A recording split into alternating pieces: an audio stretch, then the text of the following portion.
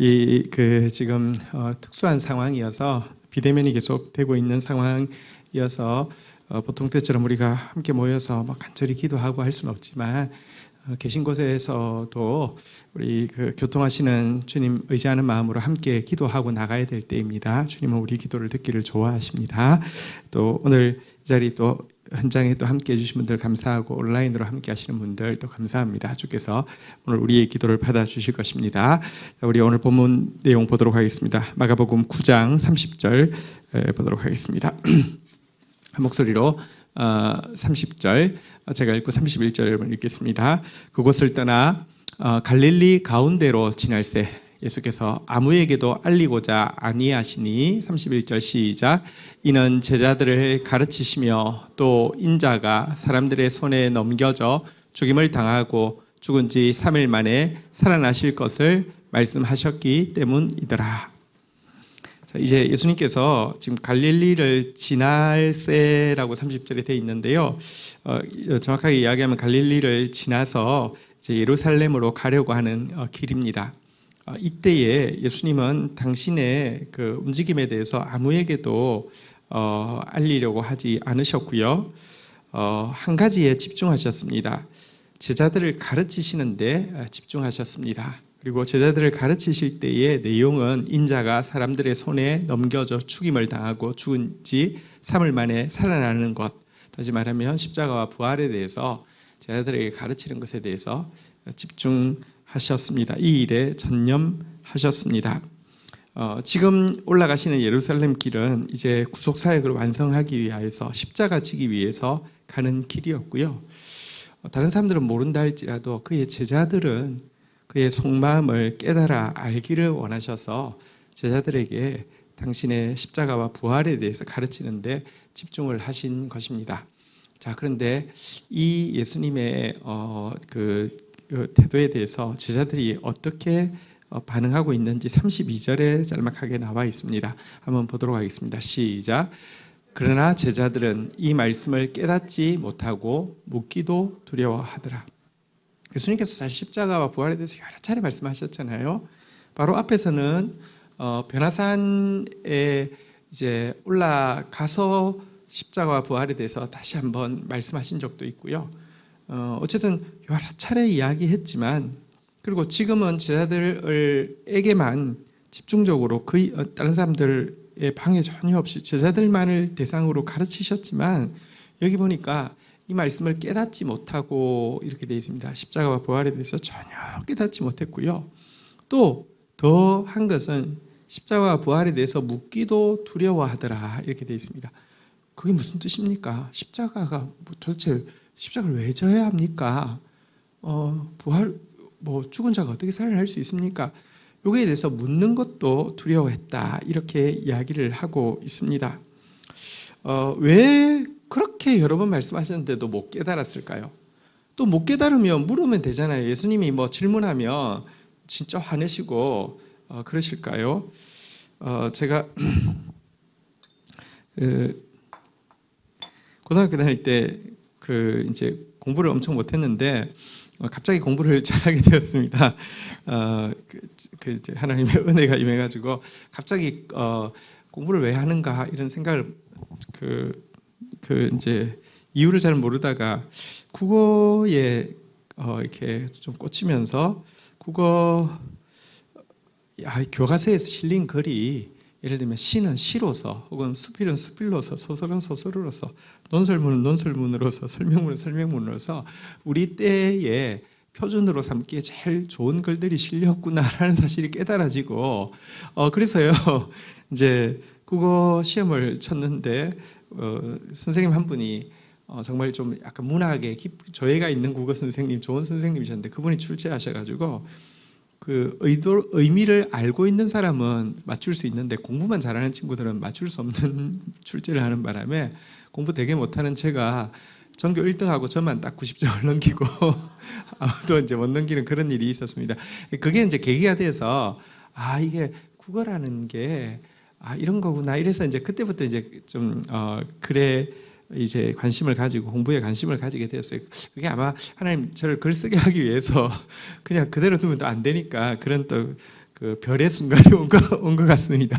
그런데 그 재밌는 이야기를 지금 무슨 이야기를 하고 싶으냐고 하면 국어 선생님 한 분이 계셨는데, 그러니까 지금 생각해 보면 그래요. 정치는 잘하시는데, 그러니까 저기 뭐랄까 막 이렇게 사바사바는 잘하시는데 실력은 너무 없으셔가지고요. 질문이 이제 국어도 질문이 있잖아요. 답을 이야기하기 전에 질문해놓고는요. 저희 선생님 참고서가 있거든요. 답 보고 나서 그다음에 답을 가지고 이제 맞추어서 설명을 할 수밖에 없는 그런 선생님이 계셨어요. 그래서 그분은 누가 국어 시간에 질문하면 너무너무 싫어하시고 너무너무 야단치시고 그랬던 기억이 납니다. 예수님이 물어보면 막 화내시는 분이셨을까요? 아니잖아요. 근데 왜 이렇게까지 깨닫지 못하는 것도 이상하지만 왜 묻는 것도 싫어했을까요? 이유가 무엇일까요? 그 이유는요, 이미 자기 답이 너무 분명하게 자기 안에 있었기 때문입니다. 자기는 지금 예수님이 예루살렘 올라가는데 예수님이 왕이 되러 올라가신다는 확신이 있었습니다. 자꾸 예수님이 중간에 계속 분위기 깨는 이야기를 자꾸 하시지만 자꾸 지웁니다. 그럴 리가 없어요. 그냥 좀 이제 뭐랄까 샴페인 너무 빨리 따지 말라고 하는 거야. 괜찮아. 계속 예수님 이야기를 자꾸 딜리트 시키고요. 자기 이야기는 점점 더 각인시킵니다. 예루살렘이 다가올수록 예수님 왕이 되기 위해서 가는 거야. 내가 선택 잘했지. 인생은 줄 서는 건데 내가 줄을 정말 잘 썼어. 자꾸 이제 이런 생각을 하고 있었기 때문에 안 깨달아지고요. 근데 어쨌든 예수님이 자꾸 십자가와 부활에 대해서 이야기하니까 혹시 물어봤다가 진짜 예수님 하신 말씀이 농담이 아니라 그 이야기가 되면 자기 기대가 뭐랄까요 와장창 깨지는 것이 무서워서 자기 확신이 와장창 깨지는 게 무서워서 묻고 싶지 않았던 것입니다. 이해가 되시죠? 그래서 아주 어색한 침묵 가운데 갔는데요. 그러나 마음에 가득한 것은 결국 입에 나옵니다. 제자들의 마음속에 가득한 건 뭐냐고 하면 자기 확신이 가득하죠. 그래도 예수님의 말씀이 마음에 들어와 있으면 막 기대가 깨질까 봐서 안 부르려고 하다가도 예수님의 말씀이 마음에 가득 있으면 참지 못하고 예수님 그래서 자꾸 그 이야기 하시는데 진짜 그게 뭡니까? 이렇게 물었을 텐데 예수님의 말씀이 마음에 가득한 게 아니라 자기 확신이 마음에 가득합니다. 자기 확신이 뭐라고요? 예수님 왕 되시는 거라고요. 그 자기 확신이 가득하니까 이렇게 분위기가 얼마나 어색하겠습니까? 예수님 말해도 못 깨닫고 예수님 묻지도 않고 어색한데도요. 33절부터 한번 보도록 하시죠. 33절 가버나움에 이르러 집에 계실새 제자들에게 물으되 너희가 길에서 서로 토론한 것이 무엇이냐 하시되 가버나움이라는 곳에 들어갔을 때 예수님이 제자들에게 물어봤습니다. 너희들 길에서 계속 열띠게 토론하던데 주제가 무엇이었냐? 예수님 모르시겠습니까? 근데요. 자, 34절 한번 읽도록 하겠습니다. 같이 읽겠습니다. 시작. 그들이 잠잠하니 이는 길에서 서로 누가 크냐 하고 쟁론하였습니다. 그러니까 예수님 왕 되면은 그다음에 어떻게 되는 거야? 예수님 왕 되는 게 왜 그렇게 중요합니까? 예수님 왕 되면 거기에 줄선 내가 어떻게 되느냐가 중요했기 때문이죠.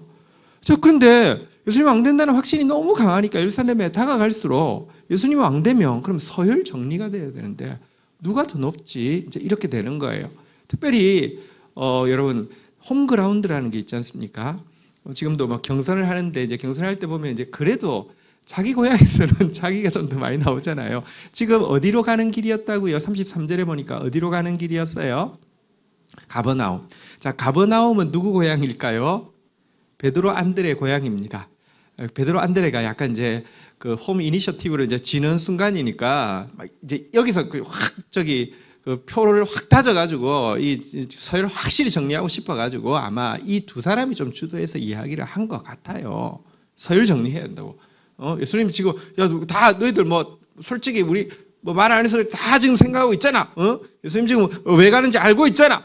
가서 우리 12명인데 복잡하면 안 되잖아. 우리 서열 정리해야 될 거 아니야? 하면서 이렇게 이야기하면 베드로 생각에는 자기가 제일 영잔자고 또 이러니까 형님 먼저 하셔야죠. 이렇게 나올 거라고 생각했는데 의외로 저항이 만만치 않고요. 그러니까 막 경론이 이루어지고 여기 이제 34절의 단어에 보니까 무엇이라고 돼 있습니까? 서로 이렇게 그 쟁론했다 그랬는데 어쨌든 아주 막 그냥 서로 막 좀 분위기 험악한 토론을 하고 있었다는 것입니다. 여러분, 근데 이 모습이요, 재밌는 걸 한번 보여드릴게요. 제가 그 가버나움으로 가는 길에서 이 논쟁이 있을 때 베드로와 안드레가 주도했을 것이다라고 이야기했는데 이유가 있습니다. 여러분, 사람이요 참 대단합니다. 우리가 정말 대단한 존재입니다. 진짜 안 바뀝니다. 그 다음 장에 가면요, 예루살렘이 좀 더 가까워졌어요. 10장에 가면 좀 더 가까워질 때 여러분, 이제 누가 이 논쟁을 다시 한번 재현하고 있는지 아십니까? 한번 보도록 하겠습니다. 똑같은 장면이 나옵니다. 마가복음 10장 32절부터 한번 가보겠습니다. 마가복음 10장 32절. 예루살렘으로 올라가는 길에 예수께서 그들을 앞서 가시는데 그들이 놀라고 다른 자들이 두려워하더라. 이에 다시 12를 데리시고 자기가 당할 일을 말씀하여 이르시되, 보십시오. 예수님이 이제 예루살렘 점점 더 다가갈수록 예수님의 모습이 너무 결연하고 이게 왕 되기 위해서 가는 길처럼 느껴지지 않는 거예요. 진짜 죽으러 가시는 길처럼 느껴지는 거예요. 그러니까 놀라고 두려워하면서 묻지도 못하고 이렇게 막 이러는데 예수님께서 또 십자가에 대해서 말씀하시죠. 33절에 보니까요. 보십시오. 보라, 우리가 예루살렘에 올라가노니 인자가 대제사장들과 서기관들에게 넘겨지매 그들이 죽이기로 결의하고 이방인들에게 넘겨주겠고, 34절 그들을 능욕하고 침뱉으며 채찍질하고 죽일 것이나 그는 3일 만에 살아나리라 하시니라. 이렇게 십자가와 부활에 대해서 다시 한번 정확하게 이야기했습니다. 십자가와 부활에 대해서 말하기 전에 결연히 가시니까 막 두려워하고요. 이렇게 뭐랄까요, 제자들이 말도 못하고 묻지도 못하고 하는데도 예수님 또 정확하게 이야기했는데, 이 이야기 끝나고 나니까요, 이제는 누가 무슨 말을 하는지 아십니까? 35절 한번 볼까요? 대단합니다. 같이 읽도록 하겠습니다. 시작. 세베대의 아들 야고보와 요한이 주께 나와 여짜오되, 선생님이여, 무엇이든지 우리가 구하는 것을 우리에게 하여 주시기를 원하옵나이다. 원하는 게 무엇일까요? 36절에 나오죠. 이르되 너희가 무엇을 하여 주기를 원하느냐. 37절 읽겠습니다. 시작. 여짜오되 주의 영광 중에서 우리를 하나는 주의 우편에 하나는 좌편에 앉게 하여 주옵소서.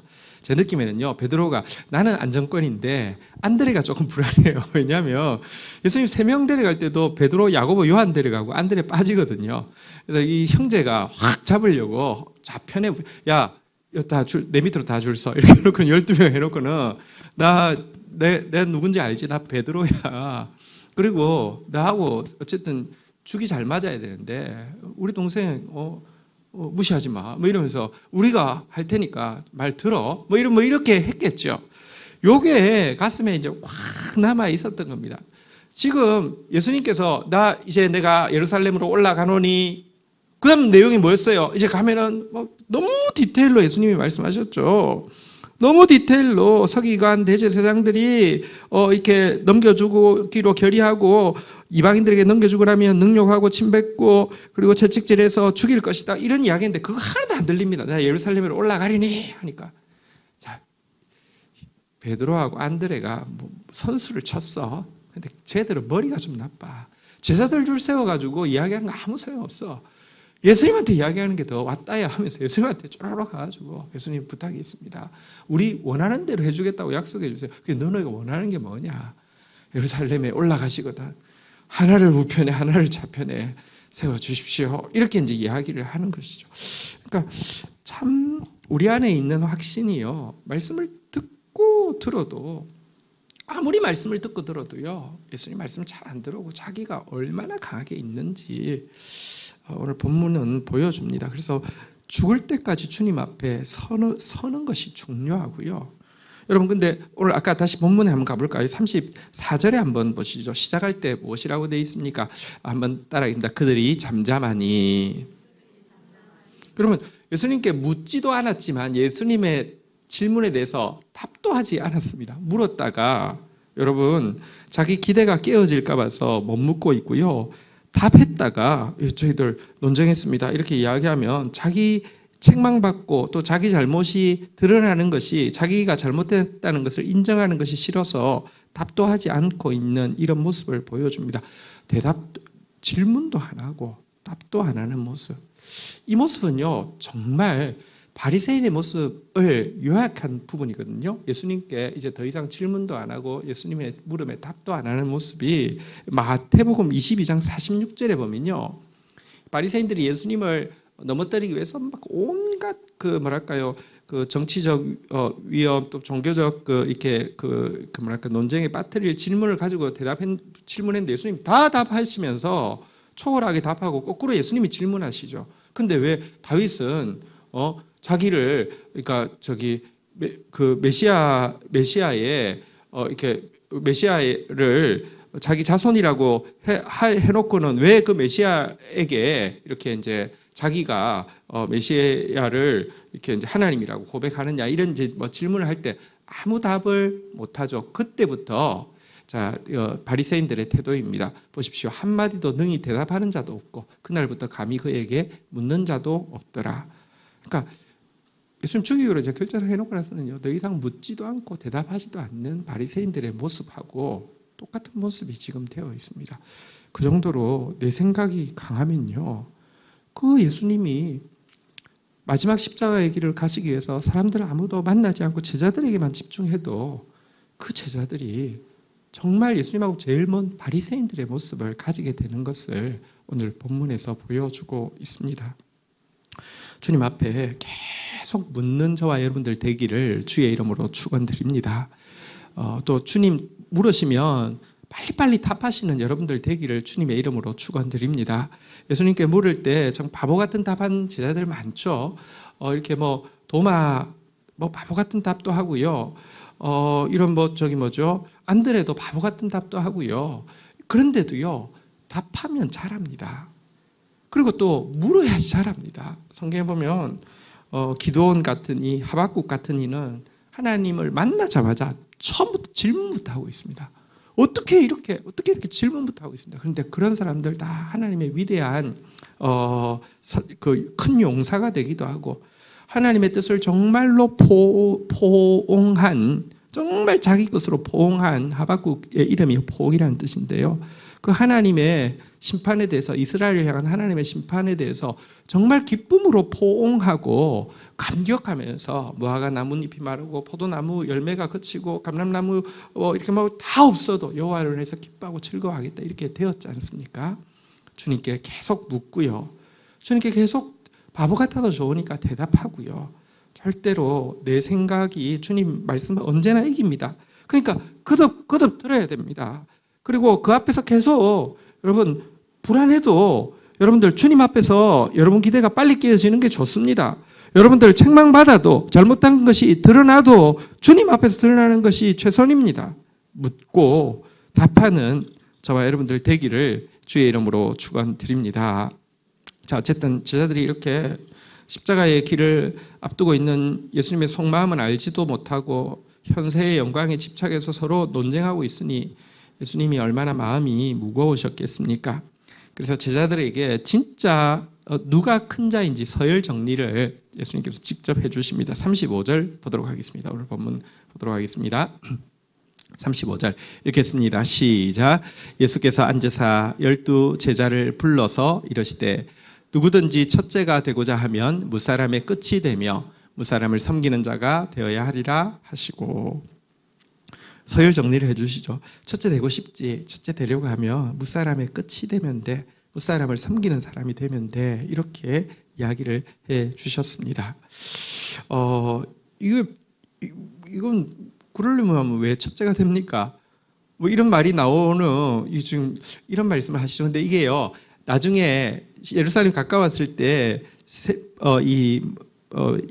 제가 이야기했죠. 야고보하고 요한이 또 예수님 앞에 한 번 더 똑같은 일을 했잖아요. 그때도 다시 한번 예수님께서 이렇게 말씀하셨습니다. 좀 더 자세히 말씀하셨으니까 한번 볼까요? 마가복음 10장 42절부터 한번 보도록 하겠습니다. 42절부터 44절에 보면요, 예수께서 불러다가 이르시되 이방인의 집권자들은 그들이 임의로 주관하고 그 고관들이 그들에게 권세를 부리는 줄 너희가 알거니와. 43절 읽겠습니다. 시작. 너희 중에는 그렇지 않을지니 너희 중에 누구든지 크고자 하는 자는 너희를 섬기는 자가 되고 44절 읽겠습니다. 너희 중에 누구든지 어뜸이 되고자 하는 자는 모든 사람의 종이 되어야 하리라. 이렇게 예수님이 세상은 여러분 어떤 사람이 성공한 사람입니까? 많은 사람들의 섬김을 받는 사람이 성공한 사람입니다. 어떤 사람이 실패자입니까? 섬길 사람만 있는 사람은 모든 사람 앞에서 그냥 예예해야 되는 사람은 실패자이죠. 근데 하나님 나라는 거꾸로라고 이야기하고 있습니다. 전혀 하나님 나라는 세상의 모양과 다르다라고 이야기하고 있습니다. 한번 세상을 이야기하면 가장 세상을 잘 보여주는 게 피라밋입니다. 여러분 그 위로 갈수록 점점 더 좁아지잖아요, 그죠? 이 좁아진 이 정점에 있는 사람이 모든 권력을 다 지고 있습니다. 그러면 여기 존재하는 건 뭐냐고 하면요, 위로 올라가려는 경쟁하고 위에 있는 사람이 밑에 사람들이 못 올라오게 하기 위해서 억누르는 걸 폭력이라고 합니다. 사실 경쟁과 폭력은 모양이 조금 순화됐느냐 덜 순화됐느냐로 뭐 민주국가다라고도 이야기하고 좀 선진국이라고도 이야기하고 야만국가라고 이야기하고 후진국이라고도 이야기하지만 내용은 똑같습니다. 올라가려는 경쟁과 위에서 누르려는 폭력이 세상을 지배합니다. 왜냐고 하면 여러분 소수의 힘 있는 사람이 다수의 많은 사람들의 섬김을 받고, 섬김이 아니죠, 착취를 받고 착취하고 자기 마음대로 하는 것이 이 세상 원리이기 때문입니다. 그래서 이 세상은 언제나 여러분들 언제나 어떤 순간이 되면 뒤집어집니다. 그걸 뭐 혁명이라고 부르든지 뭐 이렇게 쿠데타라고 부르든지 무슨 방법으로든지 계속 뒤집어집니다. 하나님 나라가 영원한 이유는요, 이와 같은 경쟁과 이와 같은 폭력 자체가 존재하지 않습니다. 하나님 나라에서 가장 낮은 자리에서 가장 많은 사람을 섬기는 이 사람이 가장 높은 예수님 옆자리에서 예수님과 함께 다스리는 높은 사람이 되는 나라가 하나님 나라이기 때문입니다. 전혀 다른 것입니다. 근데 우리가 교회 안에서도요, 이런 뭐랄까요, 종교 안에서 또 이 뭐랄까요, 계급을 만들고 계급을 가지고요, 사실은 이제 계급 안에서 경쟁하고 계급의 정점에 쓴 사람이 또 이렇게 폭력을 휘두르고 이러는 모습들 있습니다. 이거 정말 사탄적인 것이고요, 하나님 나라하고 아무 상관없는 것입니다. 이런 원리만 이야기한 게 아니라 45절 한번 보실까요? 마가복음 10장 45절에 보니까요, 같이 읽겠습니다. 시작.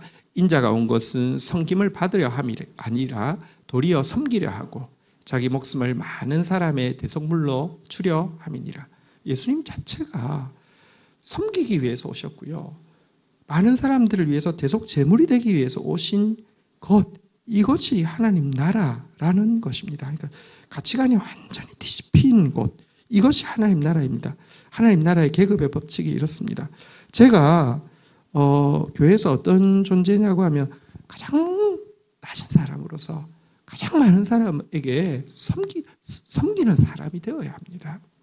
사랑이 많은 사람이 제일 약자라는 말이 있습니다.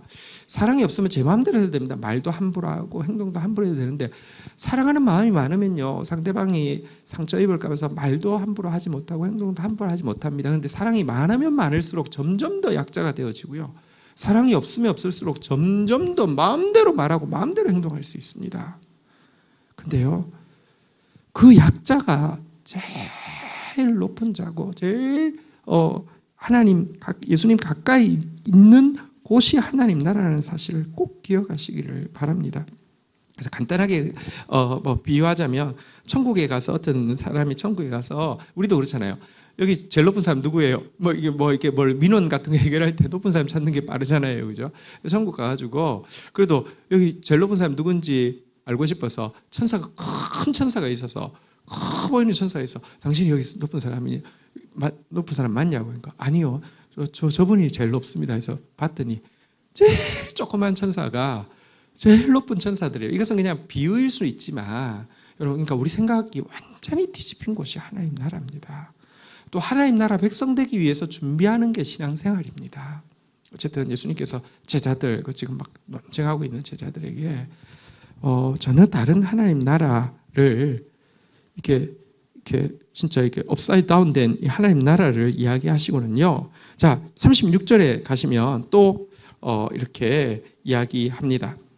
자, 어떻게 하면 그러면 이제 이 하나님 나라에서 뭐랄까요? 내가 이제 높아지는 방법에 대해서 좀 구체적으로 또 이야기를 하고 있는데요. 36절, 37절을 보도록 하겠습니다. 어린아이 하나를 데려다가 그들 가운데 세우시고 안으시며 제자들에게 이르시되 37절 같이 읽겠습니다. 시작. 누구든지 내 이름으로 이런 어린아이 하나를 영접하면 곧 나를 영접함이요 누구든지 나를 영접하면 나를 영접함이 아니요 나를 보내신 이를 영접함이니라. 세상에서는 높아지는 길이 있습니다. 뭐냐고 하면 인맥을 만들 때 높은 사람하고 연줄이 닿는 것입니다. 그렇지 않습니까? 이 사람도 알고 저 사람도 알고, 이 사람 이렇게 형 동생 하는 사이야 뭐 이렇게 이야기하고 저 사람이 이런 거가 내가 높아지는 데 되게 유리하죠. 또 사기꾼들이 그런 걸 잘 이용하죠, 그죠? 근데요, 예수님께서는 나 옆에 올 수 있는 방법 알려줄까? 나 좌편에 나 우편에 서게 해달라고 야고보 요한이 이야기인데 누가 내 좌편에 서는지 내 우편에 서는지 알려줄까 하면서 지금 말씀하시기를 어린아이를 하나를 딱 세우시고 이 어린아이와 연줄이 있으면 이 어린아이가 우리가 서 있는데 어린아이가 달려와가지고 아저씨 하고 안기면 그 사람이 내가 제일 가까이 있는 사람이에요. 이렇게 지금 이야기를 하고 있는 것입니다. 여기서 말하는 어린아이는 귀엽다 이런 뜻이 아니라요. 제일 영양가 없다 이런 뜻이 되겠습니다. 나를 그러니까 나한테 되갚아줄 능력이 제일 없다는 뜻입니다. 권세도 없고 유명하지도 않고 남들이 알아주지도 않는 사람이라는 뜻입니다. 이런 사람 영접하는 것이 예수님 제일 좌우편에 서는 방법이다라고 예수님께서 말씀하고 있는 것입니다. 누가복음 14장 12절에 보면 예수님께서요 두려워해야 될 것이 무엇인지 이렇게 이야기합니다. 누가복음 14장 12절 한번 볼까요? 또 자기를 청한 자에게 이르시되 네가 점심이나 저녁이나 베풀거든 벗이나 형제나 친척이나 부한 이웃을 청하지 말라. 두렵건대 그 사람들이 너를 도로 청하여 내게 갚음이 될까 하노라. 무서워해야 될 게 뭐냐고 하면 내가 이렇게 식사를 대접을 했는데 상대방이 나한테 식사를 다시 되갚을 것에 대해서 제일 무서워하라는 것입니다. 우리가 무서워하는 건 뭡니까? 내가 연줄이라고 이 사람한테 뭐 돈도 주고 뭐 잘해줬는데 이게 썩은 줄이야. 이게 완전히 그냥 영양가 없어. 그러면 내가 얼마나 화가 나고 혹시 내가 지금 잘해주고 있는데 이거 썩은 줄 아냐라고 생각할 때 두렵죠. 예수님은 거꾸로 이야기했습니다. 네가 지금 이렇게 잘해주는 사람이 진짜 너한테 되갚아 줄 사람일까 봐 두려워하라라고 이야기하고 있습니다. 그러니까 왜냐하면 그 사람은 어린아이 아니니까요. 예수님 가까이 있으면 어린아이, 다시 말하면 되갚아 줄 수 없는 사람이어야 된다는 것입니다. 13절, 14절에 보면 설명되어 있죠. 잔치를 베풀려거든 차라리 가난한 자들과 몸 불편한 자들과 저는 자들과 맹인들을 청하라. 14절 같이 읽도록 하겠습니다. 시작. 그리하면 그들이 갚을 것이 없으므로 내게 복이 되리니 이는 의인들의 부활 시에 내가 갚음을 받겠음이라 하시더라. 갚을 것 없는 사람을 가까이 하는 사람, 이 사람이 복이 된다는 것입니다. 제가 지금 이름은 정확하게 기억 안 나는데요. 미국 이제 어떤 아마 루즈벨트 대통령인가 대통령이 만찬에 어떤 사람을 초청을 했나 봅니다. 근데 그 사람이 안 왔습니다. 그래서 엄청 기분이 나빴죠. 내가 초청한 만찬을 무시해 이렇게 됐는데 그 당시는 이제 우편이 전기가 루즈벨트인지 누군지 정확하게 모르겠습니다. 전화가 잘 안 돼 있었는지 우편이 나중에 도착했는데 우편 내용은 이렇습니다.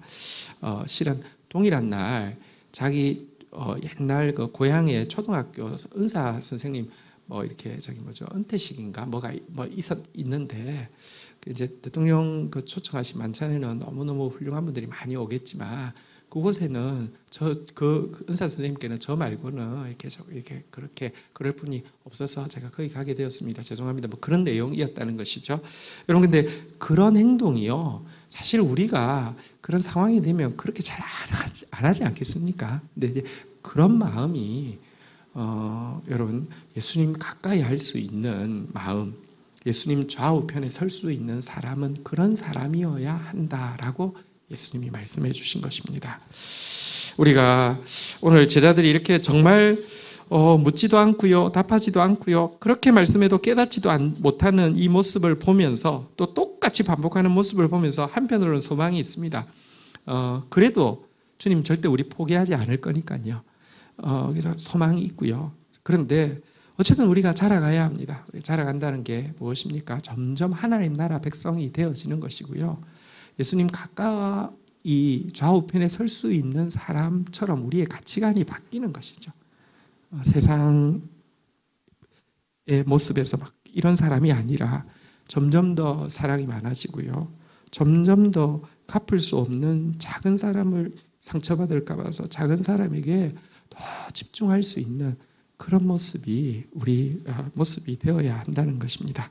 또 그렇게 만들어 주실 것입니다. 우리 그 주님 앞에 계속 GT 앞에서 또 묻고 또 답하고 또 이렇게 함께 자라갈 수 있기를 주의 이름으로 축원드립니다. 우리 주신 말씀 붙잡고 우리 한번 찬양하면서 주님 앞에 우리가 이 천국 백성으로서 많은 사람들 축복하는, 섬기는 그런 사람으로서 자라가기 원합니다. 고백 담아서 한번 찬송하고 기도하는 시간 가져겠습니다.